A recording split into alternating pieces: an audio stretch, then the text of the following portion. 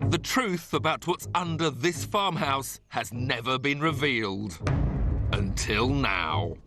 Buried here is the world's biggest unexploded bomb. If detonated, it would destroy the farm, the road, and anybody who happened to be nearby. Nobody knew the bomb was there, least of all the farmer, until researchers found old records proving exactly where the 25 tons of explosives are hidden, at the end of a tunnel 70 feet below ground. Why it's there is an astonishing story, a legacy of man's attempt to create the ultimate explosion.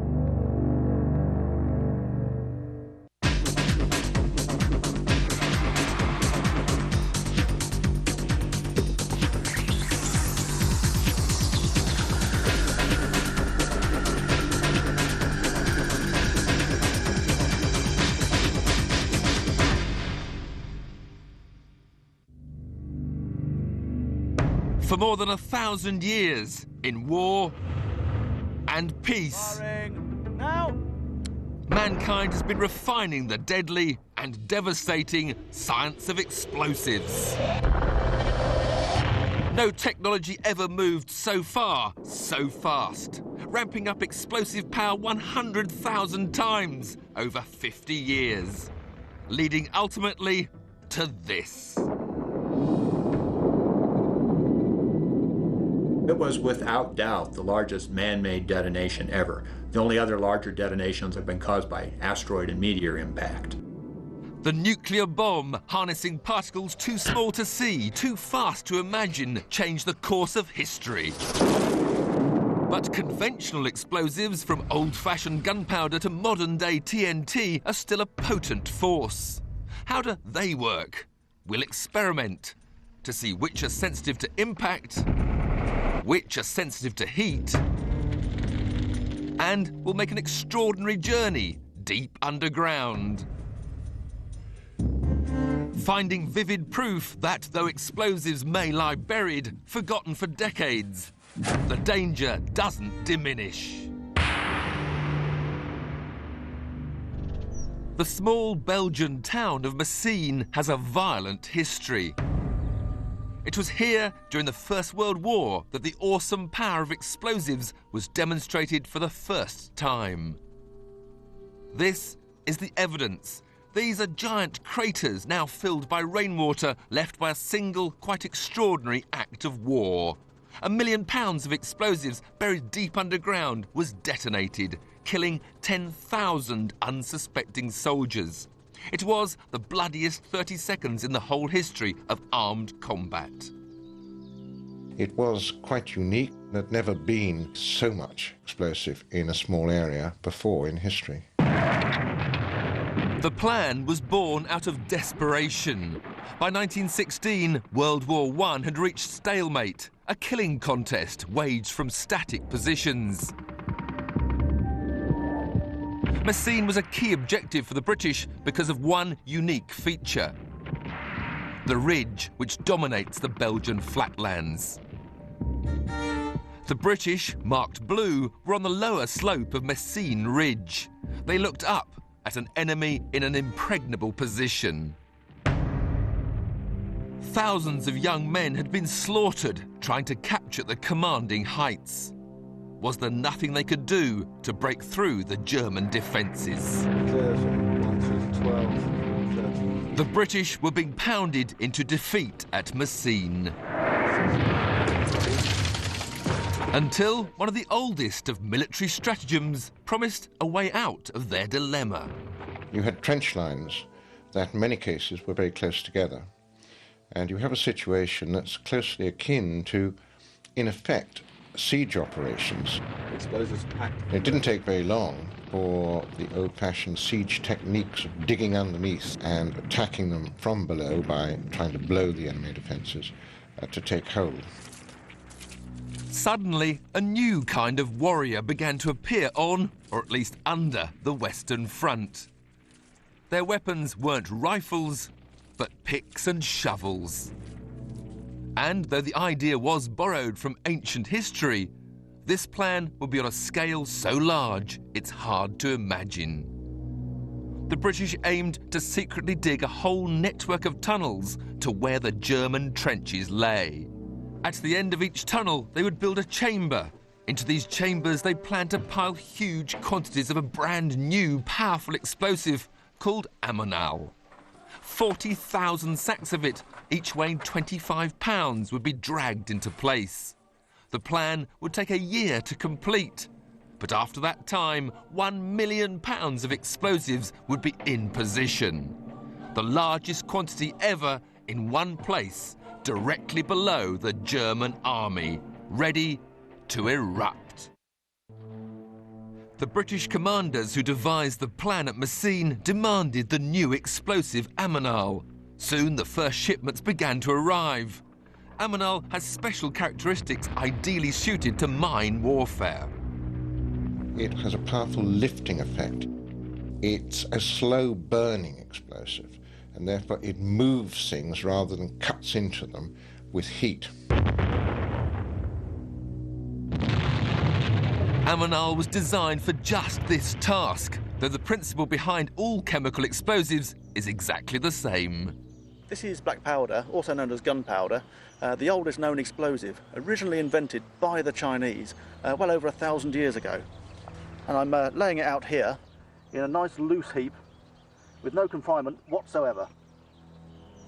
The powder is just heaped in a pile with nothing to contain it. We need a way to set off the black powder. What I'm going to do is put this delay fuse into the charge, set fire to it, and it will give me time to walk to a safe distance before the charge goes off.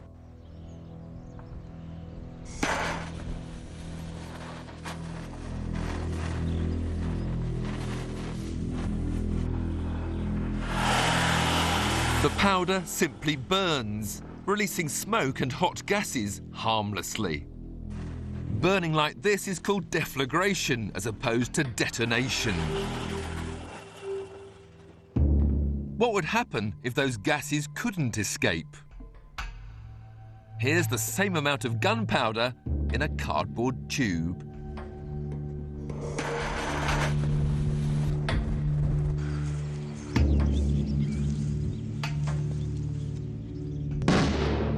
This time, a powerful explosion. The gases had nowhere to go, pressure built up, and the same would happen, but on a giant scale at Messines. The ammonal would be tightly confined in the mine chambers, and its ingredients make it 3 times more powerful than gunpowder. Ammonal is basically about 2/3 ammonium nitrate, the remaining third consisting of a mix of TNT, aluminium and a certain amount of charcoal. So, just how powerful is it? We'll detonate 4.5 kilos, about 9 pounds. At Messines, each individual mine was as large as 90,000 pounds. Once the charge is primed, only the expert and a remote camera are allowed to be this close. The minimum safe distance for this explosion, 1,000 feet away. The firing circuit must be checked, and then... Stand by for firing! Firing! Now! Debris is thrown 100 feet into the air and takes a little while to come down. So how much damage will our own miniature mine have caused? This is the effect of just 4.5 kilos. The charges during the First World War were 10,000 times bigger than this. The British hoped that this, magnified thousands of times, would wipe out an entire German army. The British wanted to cause the biggest explosion the world has known up till that moment. Not just to blow the Germans into the air, but to cause an artificial earthquake, a psychological shock to the defenders. The British were counting on the element of surprise, but how could they keep such a vast undertaking secret? 50,000 men engaged in mining, and the logistic effort was enormous. So the timber needed, the explosives, the special equipment, etc. The The existence of the tunnels was kept secret even from the British troops, in case they were captured and questioned. But the greatest security threat wasn't from German interrogators, but from the local geology. Deep down, the tunnellers were cutting through what's called blue clay, and tens of thousands of tons of it had to be brought up to the surface. To protect the secret, every last shovelful of blue clay had to be loaded into sandbags, then carried away from the front line under cover of darkness. They would put it into shell holes, cover over the top with topsoil, or use it to fill up old dugouts that weren't needed, but they had to hide it. Finally, with the Germans very close to discovering the secret, the warren of mineshafts was complete. All the mines would be detonated at the same instant. Then the troops would charge forward to the top of Messines Ridge. Nothing was left to chance. Like 21st century battle commanders, British generals even ordered a full-scale model of Messines for the troops to study. They ordered 100,000 soldiers up to the front line and a massive artillery barrage to pound the German trenches right into the night before the attack. As dawn approached, firing cables were laid, detonators connected. Fix bayonets. Troops prepared to go over the top. The mines would be detonated at exactly 10 minutes past 3. All charges primed, sir. Very good. Just before 0 hour, the barrage ceased. In the deadly routine of the Western Front, the Germans thought they knew what was coming next. Troops rushed their trenches, from dugouts where they'd been sheltering, to repel the expected infantry charge. This time, the pause was a trick. Their trenches were directly on top of the mines. As silence descended, the eerie calm seemed more terrifying than the cacophony of battle. As the last seconds ticked away, there rose a sound never heard before on the front line. A dawn chorus of birdsong.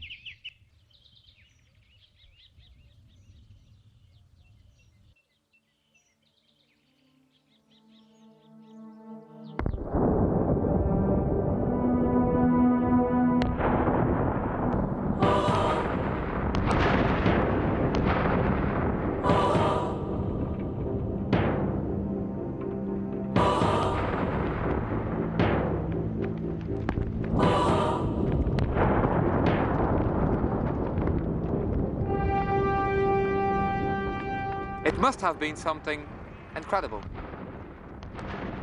The whole ridge was one huge flame, like a big mushroom, which went open and then which exploded. The military authorities really didn't know what the effect of blowing so much explosive at the same time might be. It registered as an earthquake in Switzerland. There were genuine fears that it might cause some kind of rift.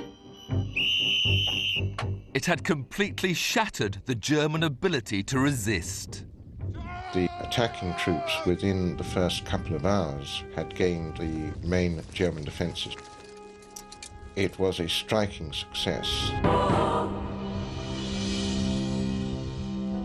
Where the German trenches had been, now there were just craters and 10,000 bodies.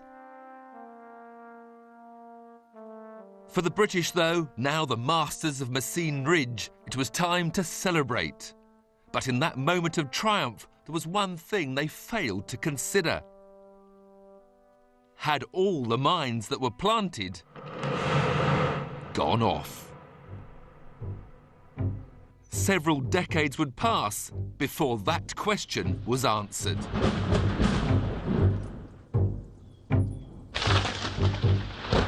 It was a sultry summer's evening in 1955 when the storm finally broke over Messines village. It wakened memories of days gone by, when the roar of giant guns rocked the town. It also awakened something more sinister.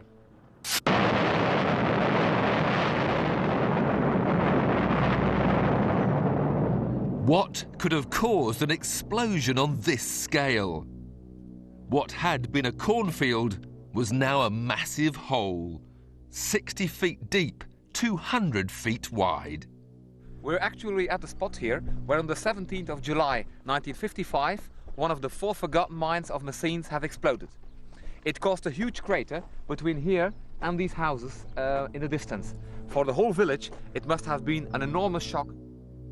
The crater has since been filled, but it's easy to see how close it came to wiping out these houses. The lightning had struck one of these poles, which flashed the charge underground to the buried explosives. Amazingly, no one was hurt. Villagers thought this was a 1 in a million freak occurrence. But now experts have discovered long-forgotten battle plans. And there's bad news. There are 3 others.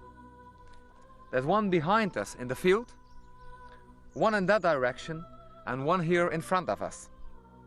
It was an immense crater in 1955. If the 3 others would come to a simultaneous explosion, I think it would be a real catastrophe here.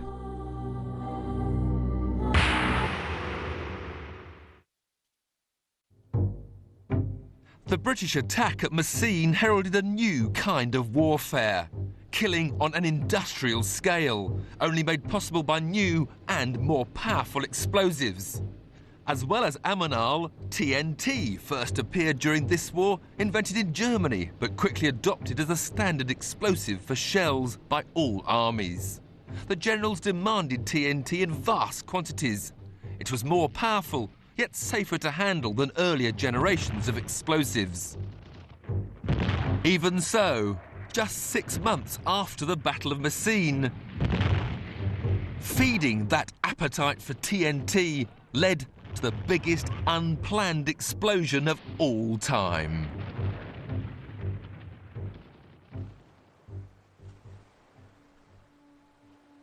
The sea in this part of the world is everything. For Halifax, Nova Scotia, a deep water harbour on Canada's eastern seaboard, ships are the city's livelihood. But one ship in particular nearly spelled the death of Halifax, proving that where there are explosives, danger is never far away. The Halifax explosion is the largest prior to the atomic bombs. There's no explosion prior to 1945 that matches it. During the First World War, Halifax played a vital role in sending explosives and other war materials from North America to the Western Front. Many of the explosives used at Messines passed through here. Halifax harbour approaches were always crowded with shipping. On December the 6th, 1917, on the French steamer Mont Blanc, a huge shipment of raw TNT and other explosives had been crammed aboard. Her skipper expected another routine Atlantic crossing. But then... Captain! Another steamer, the Emo, was approaching fast on a collision course. Mont Blanc was coming from the open ocean, proceeding up the harbour. Emo had been in the Bedford Basin at anchor, ready to go out to sea. A collision would be bad enough, but the Mont Blanc on the right was a giant floating bomb. Mont Blanc was loaded with 2.9 kilotons. That's 2,900 tons of explosives. Everything from picric acid used for making munitions to gun cotton to the new explosive 200 tons of TNT. Even loaded stem to stern with explosives, Mont Blanc had survived the impact. How? The cocktail of explosives that were on board the Mont Blanc may seem quite horrendous to the layman. However, explosives need to be insensitive, otherwise you can't transport them around, and if you can't transport them around, you can't use them. What does happen when high explosive TNT, exactly the same as on Mont Blanc, is subjected to massive impact? In this experiment, we'll find out. This is 0.5 kilogram of TNT, enough to demolish a house. The Mont Blanc was specially designed as an explosives carrier. Her hold was lined with wood to prevent sparks. We'll also avoid direct contact with the metal weight. The weight is more than 400 pounds. It'll be released by a small explosive charge cutting the rope. dropped from a height of 10 metres, the weight will strike with a crushing force of 6,000 tonnes.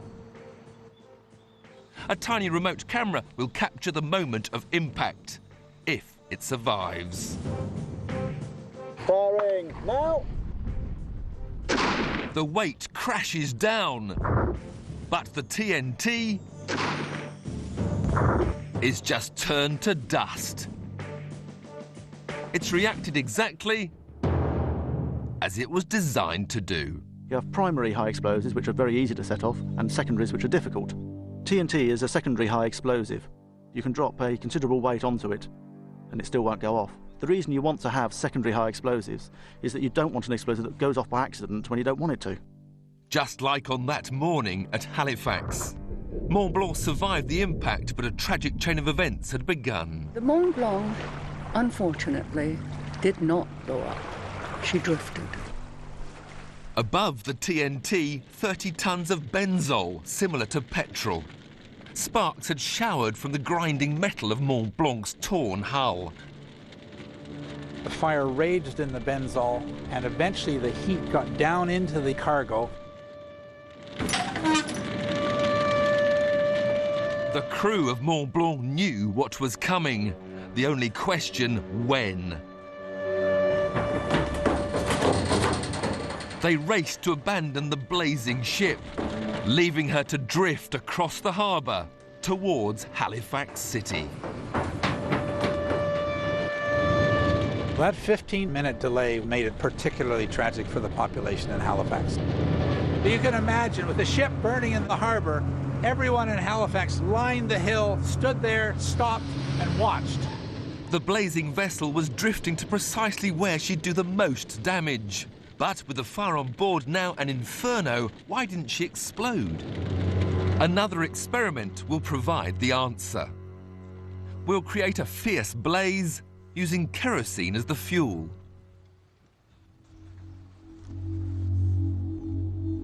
And here's another ½ kilo of raw TNT, like the 200 tonnes on board Mont Blanc.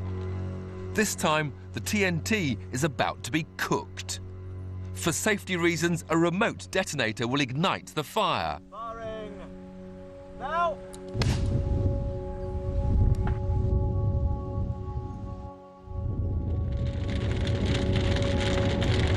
But will the heat of the fire set off the explosive?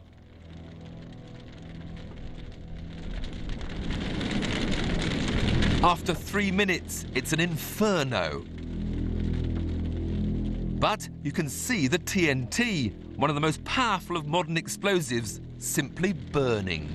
TNT, like other secondary explosives, requires a very heavy shockwave in order to set it off. You need a detonator, which gives it a really hard smack. When it's put in a fire, there's no shockwave produced, so it will not go off. The thousands of tons of raw explosives on Mont Blanc might just have burnt out harmlessly like this. There might have been no disaster, but for a final and fatal piece of the jigsaw. The Mont Blanc had been blazing for 15 minutes. She was now right alongside the crowded shoreline of Halifax Harbour, and her cargo included a quantity of artillery shells. The detonators inside the shells were exactly what was needed to trigger the raw TNT. It's easy to imagine the excitement in the crowds there watching, with no idea of the danger they were in.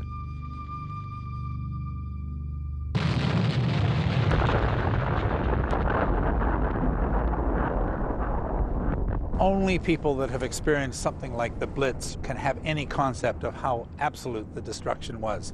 That explosion wave swept up the hill and totally obliterated every house, every family that was there. The blast wave shattered the houses. And then there was also a tsunami or a tidal wave. Perhaps as many as 200 people were drowned, but we don't know what caused the death of many people. We just had too many bodies to do autopsies. The death toll, around 2,000, is still only an estimate. It was not possible to identify everyone. Some of the bodies were simply a bundle of incinerated bones. It wasn't even possible to know if it was one body or two. Some were left headless. One body was found 18 months later in the ruins of a building. The crew of Mont Blanc did survive. They'd rowed to shore and laid flat down in a belt of trees. But of their ship, nothing was left except this section of anchor weighing half a ton, thrown 2 miles south. And this heavy gun tossed 3 miles through the air in the other direction. They are a reminder of the astonishing forces unleashed that day. And the significance of this disaster wasn't lost on generals and scientists who, come the next war, pondered how to destroy whole cities. Not by accident, but by design. Halifax became a proving ground for some of the theories that were going to be used in designing that atomic bomb for Hiroshima and Nagasaki. In fact, when you look at those newsreel photos, there is a very eerie similarity between what Japan experienced and what we experienced.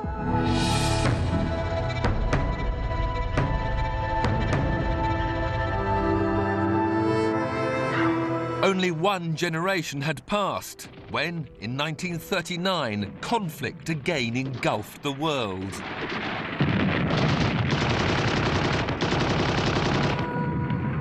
As in every war, it was the fighting men who pulled the triggers, fired the shells, released the bombs. But as this war advanced, whole armies of scientists were recruited too.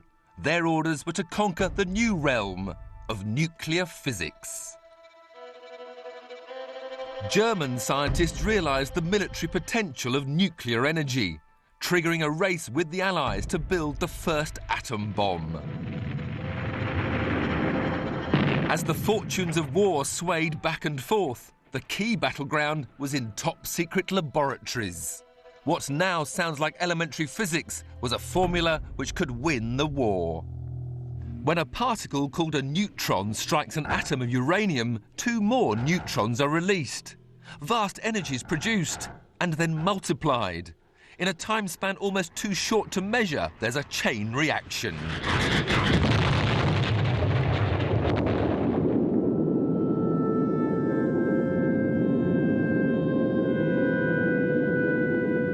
The proving ground for this theory, promising unlimited explosive power, would be here in New Mexico. In 1943, the world's most brilliant physicists were gathered in the utmost secrecy at a place called Los Alamos. They understood the science of the atom bomb, but what would it do to the enemy? We were looking to use these in combat situations, and it was thus necessary to know what this energy release would do to targets. The scientists staged experiments with large quantities of conventional explosives. This is what 100 tons of TNT looks like, piled up at the New Mexico test site. It's less than 5% of the explosives which went off in the Halifax disaster. But when it blew up, the fireball was visible for 60 miles.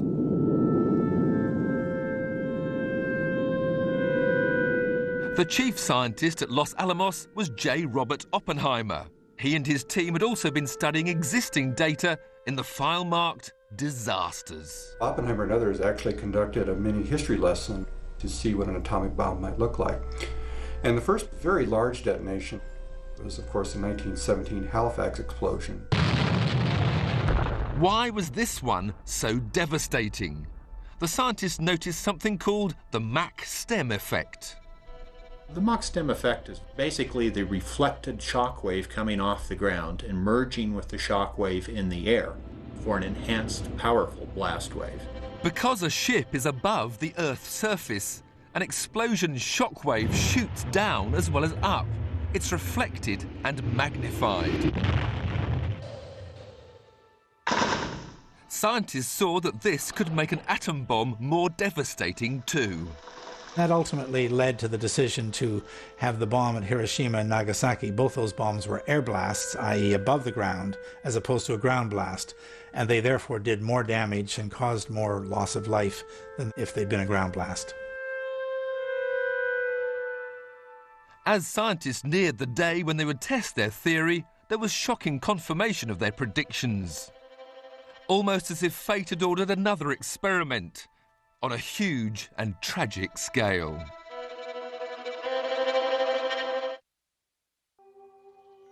Look down from California's Mount Diablo, Devil Mountain, and you'll see an extraordinary piece of history. Lying just off the US Navy base known as Port Chicago, what they call the Mothball Navy.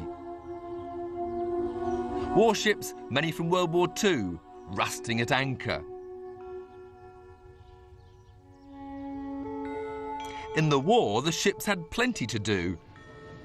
Port Chicago handled huge quantities of explosives, brought in by rail, then loaded on supply ships, destined for the war in the Pacific. On July 17th, 1944, one of these supply ships, the E.A. Bryan, took its turn at the dockside.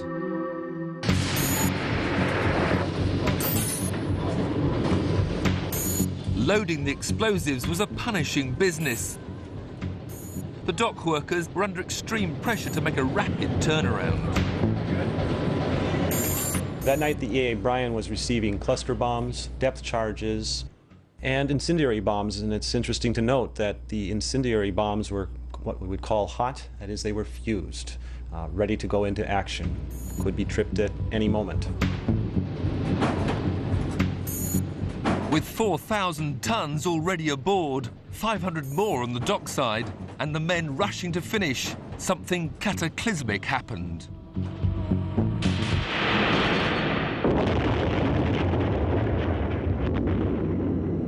It was massive. That pillar of cloud rose over 2 miles above the earth. The state capital, Sacramento, about 70 miles north, felt it. People in Nevada, 200 to 300 miles away on the other side of a massive mountain range, felt the concussive seismic force of it. In a few seconds, Port Chicago had become a wasteland. Dockside buildings had been turned to matchwood. The ship had vanished. All but these 2 chunks of the keel and hundreds of smaller pieces scattered over 5 square miles. 320 sailors were killed. Body parts were found in various places. In fact, along one wire fence, skin of a human's face with the eyes, nose, and mouth holes clearly discernible was located and, of course, had to be removed. What caused the blast is still unknown. An accident in handling the live munitions was judged most likely, but scientists were less interested in the cause of the explosion than the effects. Port Chicago was of interest to the scientists at Los Alamos because it proved to be a model for what an atomic bomb might look like. The Los Alamos Director of Weapons, US Navy Captain William Parsons, was ordered to make careful measurements of the destruction and then present a report on what he'd learned. What they were able to calculate at Port Chicago very effectively was the effect of terrain and other impediments that get in the way of a blast wave. There were actually survivors of this blast, very close in, who normally you would think would have been killed, who were shielded by structures and managed to survive. The column of fire rose. The data confirmed that if the point of explosion had been higher above the ground, the shock wave would have been more widespread. The second thing was how far away from the burst you had to keep the air crew so that they could survive.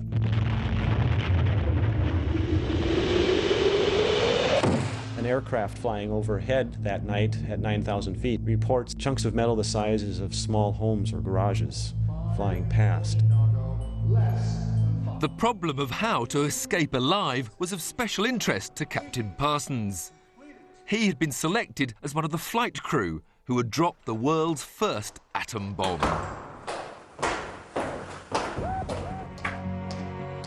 That day came on August the 6th, 1945. And the lessons learned from both Halifax and Port Chicago would be put into effect. The bomb was dropped from 30,000 feet, giving the crew time to escape. It had been set to detonate 2,000 feet above the ground to maximise its destructive power. After a second bomb was exploded over the city of Nagasaki 3 days later, Japan finally surrendered. Now the world knew the awesome power of America's atom bomb. But before long, even this would be overshadowed by the ultimate explosion of all time. The order of magnitude is almost incomprehensible, but one way you can look at it is that the bomb dropped by the Soviets was on the order of 6,000 Hiroshimas, all in one shot. It was on this frozen desert island, in the most dangerous period of the Cold War, that the ultimate explosion took place. Novaya Zemlya in the Arctic Barents Sea is where the Russians demonstrated their nuclear might, testing bombs of ever-increasing power.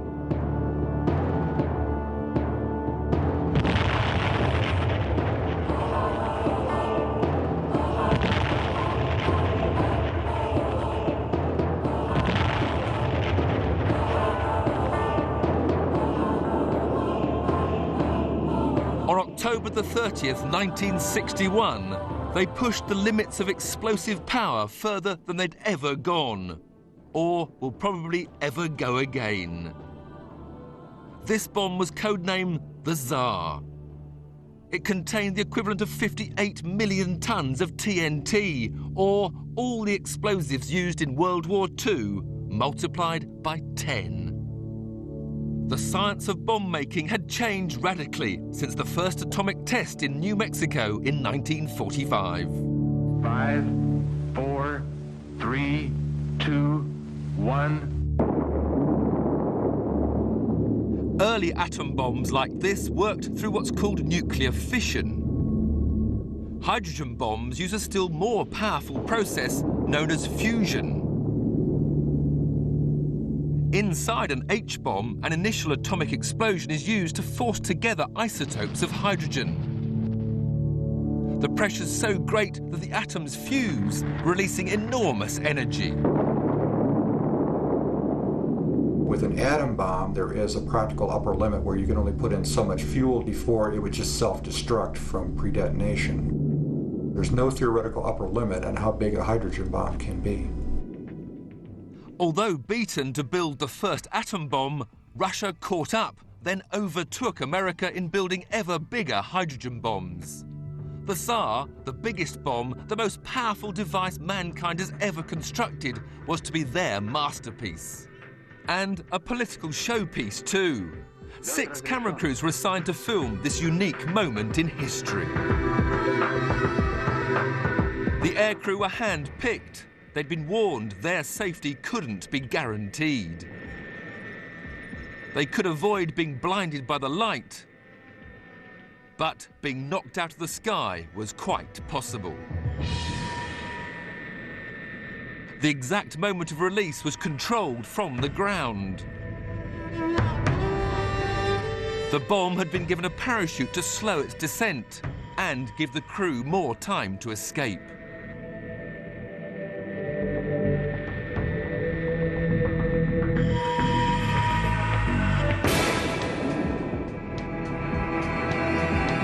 They did escape, but only just.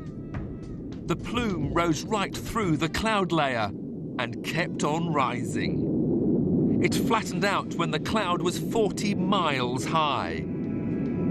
The blast wave was still large enough to be measured on its third passage round the world. Because the bomb was detonated 2 miles above the ground, there was very little radioactive fallout. But the earth directly below the burst was seared by the intense heat. Rock had been turned to ash. The bomb was 4 times bigger than anything America has ever exploded. Why something so large? The United States could develop very accurate missiles. The Soviets never mastered that technique very well, and to compensate for that, they really could level a very large area and take out their intended target without having to actually hit the target itself.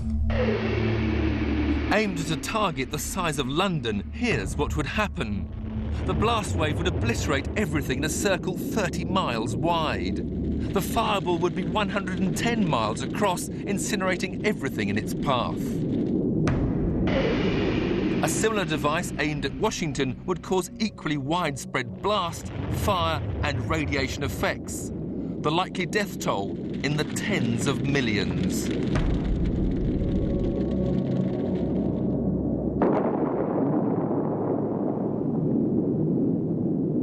But why did the quest for ever bigger bombs suddenly cease? As the destructive power increased, political leaders worried more and more that they were really playing with fire.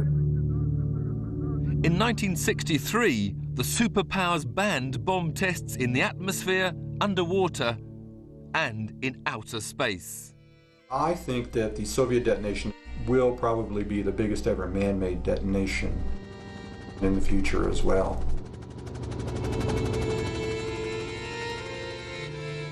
And so the soldiers and scientists have packed up and flown away. This island's days as a bomb site are history. But history has a way of returning to haunt us, nowhere more so than the World War I battlefield of Messines Ridge. The explosion of June the 7th, 1917, huge though it was, now pales in comparison to those of the following decades. But it's here that history won't release its grip, ensuring real and present danger. Just how many unexploded mines remained was one of the enduring mysteries from the First World War. Most history books said 2, but now those books will have to be revised. A careful study of old battle plans and war diaries has revealed 4, maybe more. And these are mines which are primed to explode. They could be touched off by nothing more than bad weather. A cluster of mines is in an area the British codenamed Birdcage. These weren't blown on the day of the attack because the front line had shifted after the mines were placed. Then, when the Germans attacked in that area in 1918, they were lost, or the positions were lost. Lost and entirely forgotten until one was struck by lightning in 1955, leaving the other 3 still armed and dangerous. They are in open fields, but of course people could be walking across those fields. The biggest mine of all is the most menacing. The 25 tons of explosives sitting underneath this farmhouse, known as Petit Douve. The mine's firing mechanism was damaged before the day of the attack, and it was abandoned. The Petit Douve mine was a big charge. In the event of it going off, the farmhouse would disappear. Whether they are aware of it, I've no idea, but I suspect not. But now they know the explosives are there, why don't they remove them? A journey deep underground will show how difficult that would be. Just across the French border at Vimy, the British also planted mines, though on a much smaller scale. Explosives experts, known as the Durand Group, who tracked down the lost mines of Messines, have been investigating underground here. Though the clay tunnels of Messines will now have flooded and all the tunnels collapsed, these, cut in hard chalk, are still accessible, just about.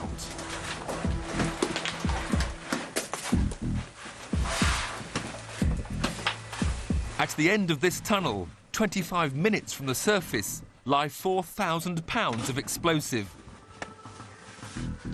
Exactly the same as at Messines. What you're looking at are bags of aminal. That's the explosives they used. These are rubberized bags, clipped at the top and relatively waterproof. by and large, the contents are still quite viable. As far as the machine mines go, they'll be completely flooded. The flooding in the tunnels would actually help to preserve the mines. So the probability is that even to this day, most of the explosives that are left there are still in good condition.